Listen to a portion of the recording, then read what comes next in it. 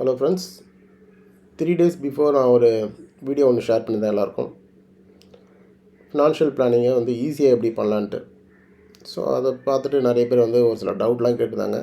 அதில் முக்கியமான டவுட் வந்து ஃபினான்ஷியல் சக்ஸஸ்க்கு எதனா ஃபார்முலா இருந்தால் சொல்லுங்கள் சார், ஸோ அப்படின்ற மாதிரி கேட்டிருந்தாங்க.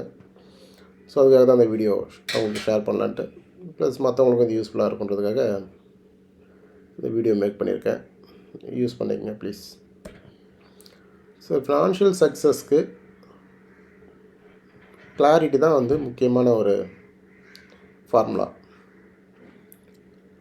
சக்ஸஸ்ஃபுல் பீப்புள் எல்லாமே வந்து தெளிவாக இருப்பாங்க. எதில் தெளிவாக இருப்பாங்க? ஒரு 4 விஷயந்தான். ஸோ அந்த 4 விஷயத்தை ஃபாலோ பண்ணிங்கன்னா ஃபினான்ஷியல் சக்ஸஸ் பக்காவாக இருக்கும். என்னது?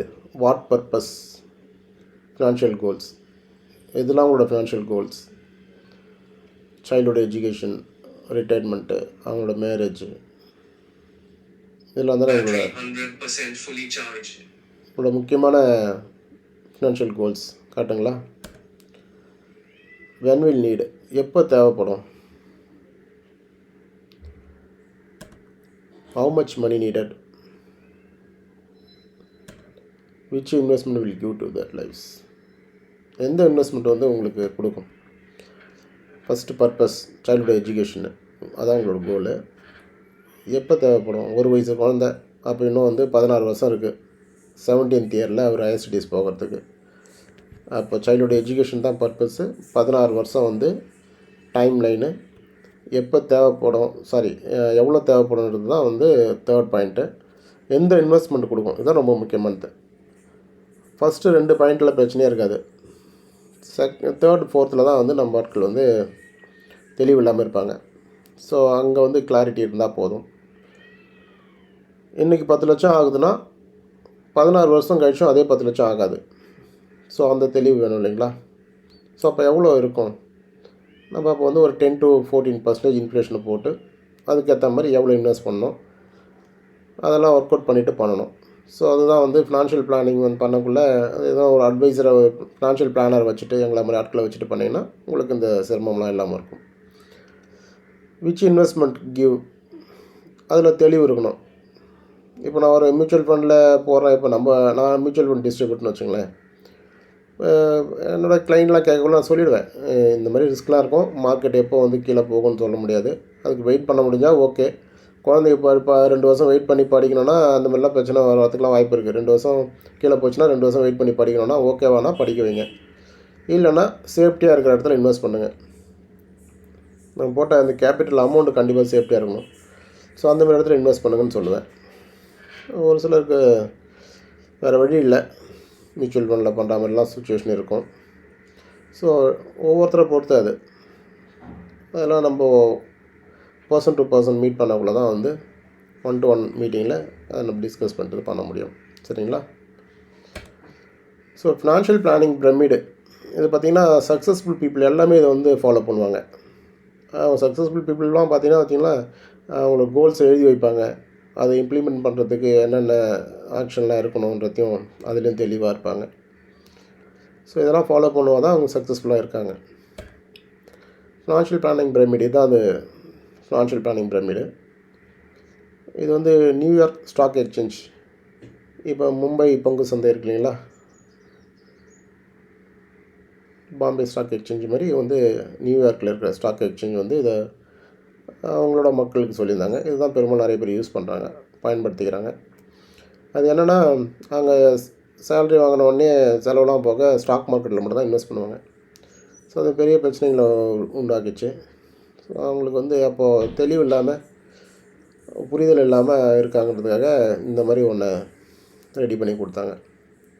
என்ன பண்ணாங்கன்னா, ஃபஸ்ட்டு ஃபேமிலி ப்ரொடக்ஷன்.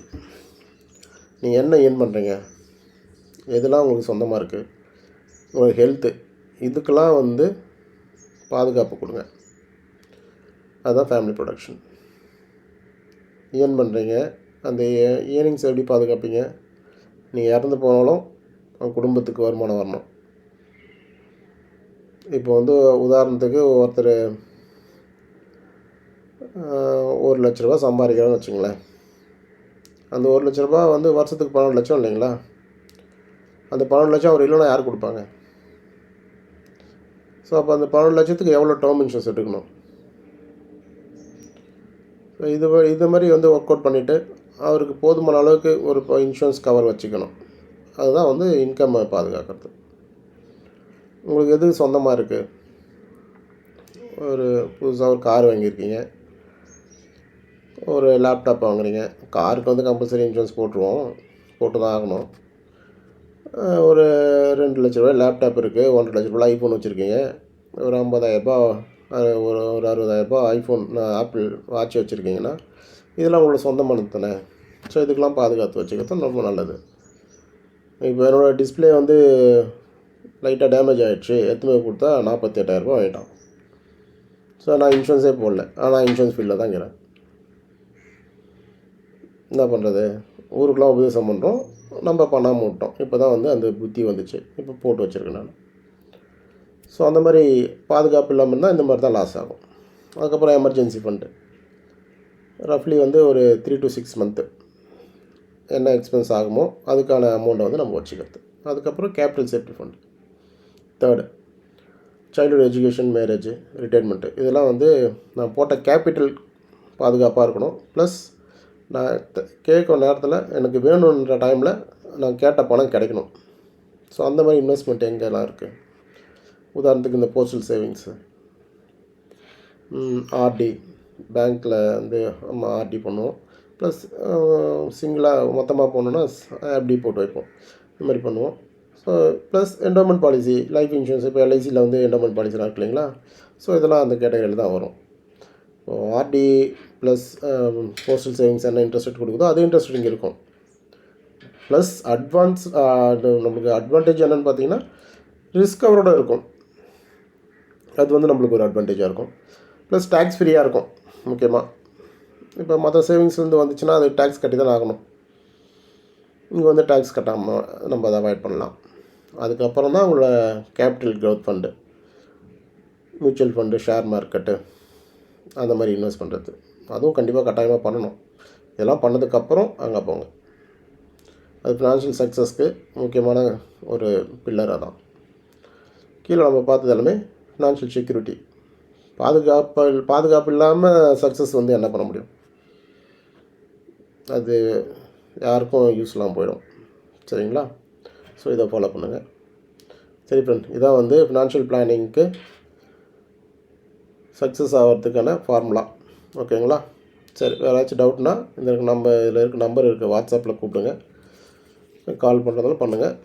நம்ம உங்களுக்கு ஏதாச்சும் ஹெல்ப் பண்ணால் பண்ணலாம். ஓகேங்களா? தேங்க்யூ.